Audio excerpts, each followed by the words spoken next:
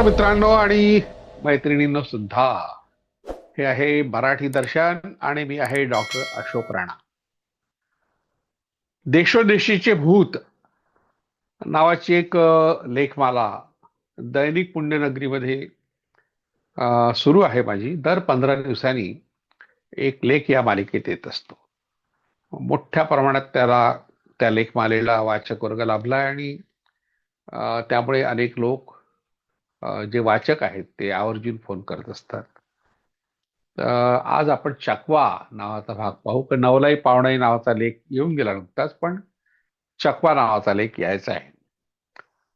आपल्या आपल्यापैकी काही लोकांना, विशेषतः गेल्या पिढीतल्या लोकांना एक अनुभव येतो की खेड्यात राहतात प्रामुख्याने, आणि ते गेले असताना बऱ्याच ठिकाणी निर्मनुष्य असा रस्ता असला की त्यांना रस्ता कुठे आहे दिसत नाही किंवा गोंधळात पडतात आणि बराच वेळ ते एकाच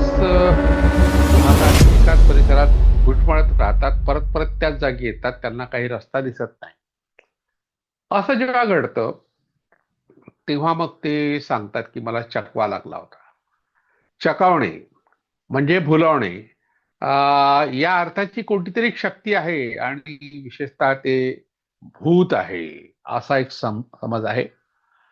त्याबद्दलच आपण हा भाग पाहणार आहोत. तर याला रानभूत असंही म्हणतात. ते जंगलामध्ये गेल्यावर भुलणे. आता हे भुलणे म्हणजे कोणतरी भुलवणार आहे आणि रानभूल नावाची कोणतीतरी शक्ती आहे आणि ती आपल्याला भुलवते, अशा प्रकारची समजूत जनमानसात आहे. बऱ्याच काळापासून ती चालू आहे. आज अनेक सोयी सवलती झालेल्या आहेत, परिवहनाच्या वाटा चांगल्या झाल्या आहेत आणि भर उन्हातही तुम्ही कुठे गेलात तरी तुम्हाला सांगणार कोणतरी असतं. नसेल समजा तर जीपीएस आहे, म्हणजे तुमच्या मोबाईलमध्ये जीपीएस प्रणाली आहे. आपण जर तिला विचारलं की अमुक ठिकाणी मला जायचं आहे आणि मग ते ठिकाण कुठे आहे, तर ते पटकन, म्हणजे लोकेशन ज्याला आपण म्हणू, लाईव्ह लोकेशन, करंट लोकेशन वगैरे, आता खूप नवीन संकल्पनाही प्रचलित झाल्या. तेव्हा अशा काळात चकवा नावाची कोणतीतरी शक्ती आहे, यावर कोणाचा विश्वास बसणार नाही. मुळात अदृश्य, अलौकिक किंवा अनामिक अशी कोणती शक्ती नसते. अनैसर्गिक किंवा अतिनैसर्गिक, अति वास्तव अशा प्रकारची कोणती शक्ती अस्तित्वात नसते. पण तिच्याबद्दल फारशी माहिती नसल्यामुळे आणि काही लोक मुद्दाम खोटं सांगण्यात पटायत असतात. ते गावात एकमेकाला अशा खोट्या गोष्टी सांगत राहतात, लोकांना घाबरत राहतात. त्यातून मग अशा प्रकारच्या अंधश्रद्धा निर्माण होतात. चकवा ही अशीच एक अंधश्रद्धा आहे. तर यापूर्वी आपण पाहिलं की त्याला रानफूल म्हटलंय, तसं कोकणामध्ये त्याला मन घाल्या असं म्हणतात. कोकणी लोकांनी वेगळी शब्द संस्कृती तयार केली. त्यांची संस्कृतीच अशी आहे की त्यात निर्मिती क्षमता खूप आहे, म्हणून ते नवनवे शब्द तयार करत राहतात. तसा मनघाल्या शब्द हा कोकणी लोकांनी केलाय.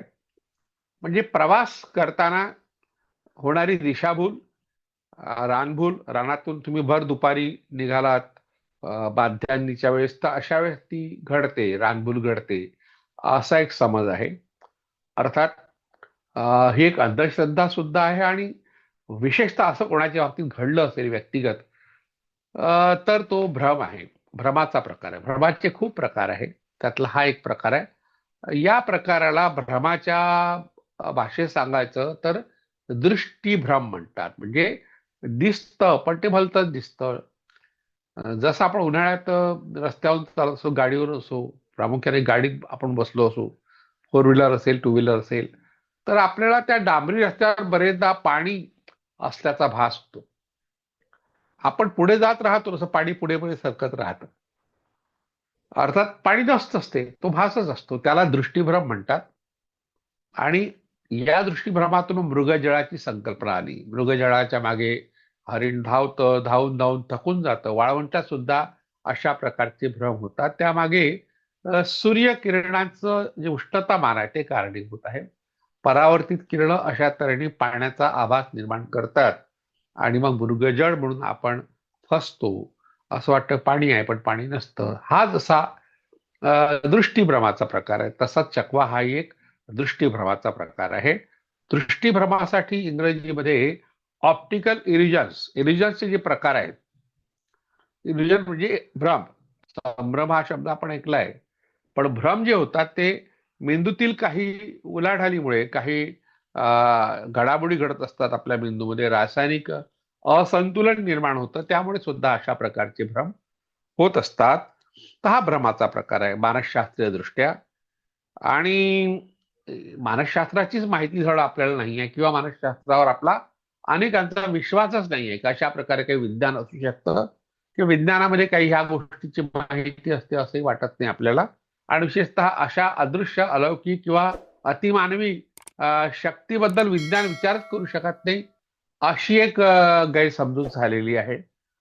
त्यातून मग कोणी काही ऐकायला तयार नाही, कोणी काही वाचायला तयार नाही, कोणी काही पाहायला तयार नाही. पण आता गुगल गुरु आपल्या सोबत आहे, तेव्हा त्याला जर तुम्ही विचारलं इलिजन्स म्हणजे काय, इलिजनचे प्रकार किती, आणि ऑप्टिकल इलिजन हा काय प्रकार आहे, इलिजन मध्ये भ्रम, इलिजन म्हणजे भ्रम, त्या भ्रमामध्ये हा दृष्टीभ्रम तर आहेत, पण सोबत काही भ्रम असे असतात की प्रत्यक्ष आपल्याला आवाज येतात, बरेचदा आपल्याला दिसतात सुद्धा काही गोष्टी. याला दृष्टीभ्रमापेक्षा मग कोणी इंद्रिय भ्रम म्हणतात. एखाद्या नसलेल्या गोष्टीचा वास सुवास येतो, तो सुद्धा इंद्रिय भ्रमाचा प्रकार आहे. इंद्रिय भ्रमाचा सर्व परिचित जो प्रकार आहे तो म्हणजे, आपण जेव्हा आवळा खातो, त्या आवळा खाल्ल्यानंतर पाणी पिलो की तो आवळा पिल्यानंतरचं पाणी गोड लागतं. आता हा आवळ्यामध्ये असलेल्या काही गुणधर्माचा तो परिपाक असतो, कारण आवळ्यामध्ये काही रासायनिक द्रव्य असतात, तसेच पाण्यातही रासायनिक द्रव्य असतात, त्यांच्या संयोगाने अशा तऱ्हेचा दृष्टी हा इंद्रिय भ्रम होतो, जिभेला होणारा भ्रम. तर हाही एक भ्रमच आहे. तर अशा काही समजुती आहे की एकाकी व्यक्ती म्हणजे एकटीच व्यक्ती असेल तर हे होतात. तर भ्रम हे व्यक्तिगत स्वरूपाचे असतात, सत्य हे सार्वत्रिक असते, एवढं लक्षात ठेवावं. म्हणजे व्यक्तिगत अनुभव एखाद्याने सांगितलं की हा चमत्कार आहे, तर तो भ्रम समजावा, आणि सर्वांना आलेला अनुभव ते सत्य मानावं. आपण यापूर्वी यावर खूपदा चर्चा केलेली आहे की सत्य हे तपासून पाहता येते, ज्या तपासणीची सोयच नाही, म्हणजे सत्य शोधण्याची प्रक्रिया नाही, त्याला भ्रम म्हणता येईल. तर अशी एक समजूत आहे की एकाकी व्यक्ती हिची दिशाभूल झाली आणि ती एकाच ठिकाणी त्या चुकीच्या मार्गावर भरकटत राहिली, तर एखाद्या अदृश्य शक्तीच्या तावडीत ती सापडली असं समजलं जातं. रात्रभर भटकल्यानंतर पहाटे चकव्याचा प्रभाव कमी होतो, अशी समजूत आहे. कारण रात्रभर अंधार असतो, अंधार गुडप असताना तुम्हाला कुठेच दिशा दिसणार नाही, आणि आकाशात चंद्र असेल तर दिसेल, नाही असं नाही. हातात मोबाईल असेल तर दिसेल, कंदील असेल तर दिसेल, बॅटरी असेल तर दिसेल. म्हणजे हे पर्याय आहे, नाही असं नाही. पण ज्या काळात हे नव्हतं, कुणाकडेच अशा प्रकारची व्यवस्था नव्हती, तेव्हा पहाट झाली की मग दिशा दिसेलच ना, हे अगदी स्पष्ट आहे. म्हणजे चकव्याचा प्रभाव पहाटे कमी होतो, याचा अर्थ चकवा हा दृष्टीभ्रम आहे, आणि प्रकाशाच्या आगमनाने तो भ्रम नाही सावतो, एवढा आपण अर्थ घ्यावा.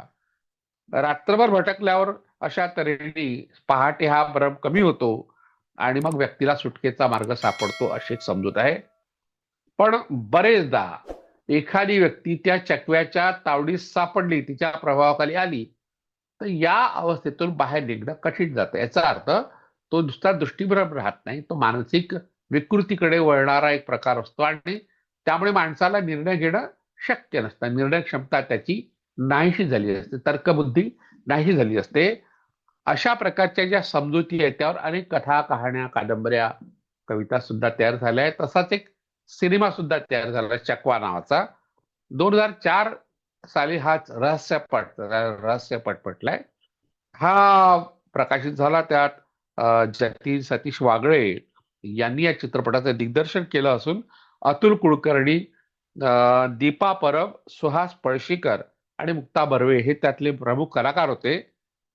हा जो चित्रपट होता तो एका अमेरिकी भारतीय इंजिनियरच्या आपल्या वडिलोपार्जित गावात परत येण्याबद्दल आणि तेथील रहस्यमय घटनावर आधारित आहे. म्हणजे एखादी घटना दाखवायची आणि त्यातून मग ज्या लोकसमजुती आहे त्याचं चित्रण करायचं आणि लोकांच्या मनात भीती निर्माण करायची, त्याला भयपट सुद्धा म्हणता येईल, किंवा काहीतरी रहस्यमय भावना तयार झाली की माणसाला इथे पाहावंसं वाटतं. तर अशा प्रकारच्या कथा, कहाण्या, चित्रपट, मालिका आपण पाहत राहतो, पण त्यात काही तथ्य नसतं. तर हे जे चकवा नावाचं भूत आहे त्याबद्दल अशी समजूत आहे की रानात एकट्याने गेलेल्या व्यक्तीला माध्यांनी दुपारच्या वेळेस हे भूत चकवतं, त्यामुळे त्याला आपल्या रस्त्याचा विसर पडतो आणि चकव्याच्या प्रभाव क्षेत्रात ती व्यक्ती फिरत राहते. सूर्यास्तानंतर म्हणजे आपण यापूर्वी पाहिलं की पहाटे त्या व्यक्तीची सुटका होते. दुसरी समजूत अशी काय, सूर्यास्त झाला त्या व्यक्तीची सुटका होते असंही मानलं जातं. चकव्याच्या तावडीत सापडलेल्या व्यक्तीला जर तहान लागली तर तो चकवा त्याला विहिरीत ढकलून देतो, म्हणजे पीत बस पाणी. तर अशा प्रकारे माणसाला तो नष्ट करतो, अशी सुद्धा एक समजूत आहे. म्हणजे भीतीची भावना चकव्याबद्दल आहे. आता चकवा लागणे म्हणजे काय, यावर मानसशास्त्रांनी सखोल संशोधन केलंय. त्यानुसार आपल्या मेंदूमध्ये काही गडबड झाली तर अशा तऱ्हेचे भास होतात. एकाच ठिकाणी अनेक रस्ते लागत असले तर संभ्रम पडतो. म्हणजे आपण बरेचदा प्रवास करताना रस्ता चांगला असला तरी दोन रस्ते एकाच वेळी असले किंवा तीन असले, तिथे कोणत्या प्रकारची पाटी नसली रस्त्याची, कोणत्या गावाकडे तो रस्ता जातो किंवा सांगणारं कोणी नसेल, तरी सुद्धा आपण गोंधळात पडतो. आजचा आपला अनुभव आहे. पण ज्या काळात पाट्याही नव्हत्या, माणसंही नव्हते, रस्ते नव्हते, अशा वेळेस माणसं भुलत असतील. म्हणून अशा तऱ्हेने गोंधळ जो होतो प्रवाशाचा, तो गैरसमजुतीमुळे होतो, त्याच्या अडचणीमुळे होतो. तर त्याला रस्त्यात दाखवणारं कोणी नसतं आणि मग तो सांगतो लोकांना मला चकवा लागला होता. गावात तो सांगतो आणि लोकांना ते खरं वाटतं. आता हे रात्रीच घडतं असं नाही, दिवसा सुद्धा घडतं. रात्री प्रवास करणारे, उशिरा शेतातून परत येणारे किंवा जंगलात जाणाऱ्या लोकांना हा अनुभव येतो. तर हे भूत मात्र प्रत्यक्ष दिसत नाही. काही भूतांचा भास होतो. भास म्हणजे आता हाही सुद्धा मनोविभ्रमच आहे, मानसिक भ्रमच आहे. पण प्रकाशाचे विचित्र भास होतो. वेगळ्या प्रकारचे प्रकाश दिसतात. आपण पहा, सूर्यास्त जेव्हा होतो तेव्हा आकाशात वेगळ्या प्रकारच्या प्रकाशाचे भास होतात. अशा प्रकारचे भास ह्या चकवा लागलेल्या व्यक्तीला होतात असं समजलं जातं. काही आवाज आणि विचित्र सावल्या दिसतात आणि त्यामुळे चकवा लागला आणि चकव्याने त्याला घेरलं किंवा नेलं असं म्हटलं जातं.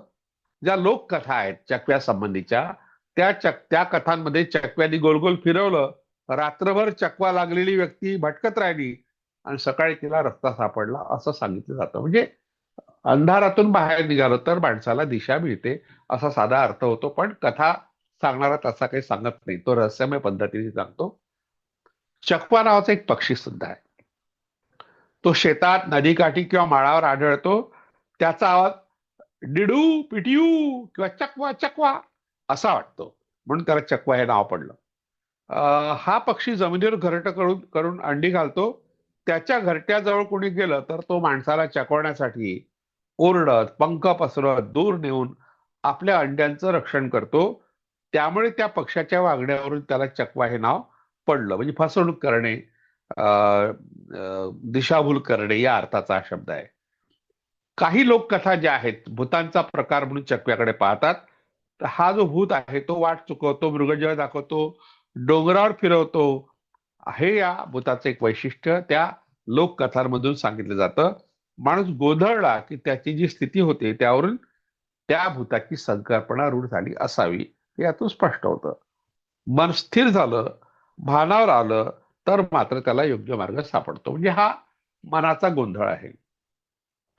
चकव्याच्या तावडीतून सुटण्यासाठी समजा रस्त्यावर चाललो आपण आता, आणि कोणीच आपल्याला मदत करायला तयार नाही, त्या चकवा लागला तर त्याला चकवण्याकरता काही लोक चपला उलट्या घालतात. हे असा एक समज आहे की भूतांची पावलं ही उलटी असतात.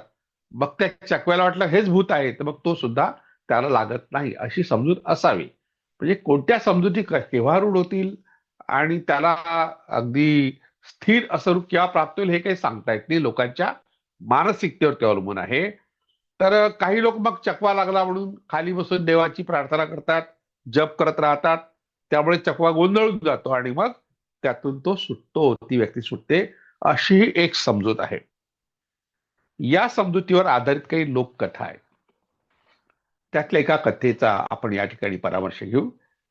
एका रात्री शेतकऱ्याला शेतातून घरी जाताना उशीर झाला. गाव अगदी जवळ असूनही त्याला मात्र ते दिसत नव्हतं. नेहमीची वाट असूनही तो परत परत एकाच जागी येत होता. थकून भागून शेवटी एका झाडाखाली बसला आणि राम नामाचा जप करू लागला. काही वेळाने तो भानावर आला तेव्हा त्याला दिसलं की आपलं गाव 2 पावलं आहे. म्हणजे गाव जवळच होतं पण त्याला ते दिसत नव्हतं, पण देवाचं नाव घेतल्यामुळे ते दिसलं. म्हणजे देवाच्या नावाचं महत्व सांगण्याकरता अशा तऱ्हेच्या कथा, अशा प्रकारची भीती लोकांच्या मनात घालण्यात येते. काही लोककथा अशा आहेत, त्या कथांमध्ये चकवा लागलेल्या व्यक्तीला दूरवर तेलाच्या दिव्यासारखा प्रकाश दिसतो. त्याच्या दिशेने प्रवासी चालत गेला की तो दिवा पुढे पुढे जात असतो. खूप वेळ चालत राहूनही त्याला तो दिवा मिळत नाही. उलट त्याला तो जंगलाकडे नेत राहतो. म्हणजे दिवा त्याला जंगलाकडे नेतो, अशी कथा आहे. अशा स्थितीला चकव्याचा खेळ असं म्हणतात. एक लोककथा आणखी आहे चकव्याच्या संदर्भात. एका गावात लग्नासाठी लोक निघाले होते. वाट माहीत असूनही ते चुकीच्या दिशेने जात होते.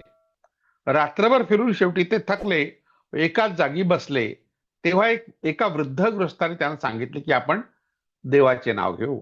सकाळ झाल्यावर त्यांना कळले की ते गावाच्या बाजूलाच होते, जवळच होते, पण दिसत नव्हतं. पण सकाळ झाल्यावर गाव दिसलं. चकव्याने सर्वांनाच फसवले अशी त्यांची समजूत झाली.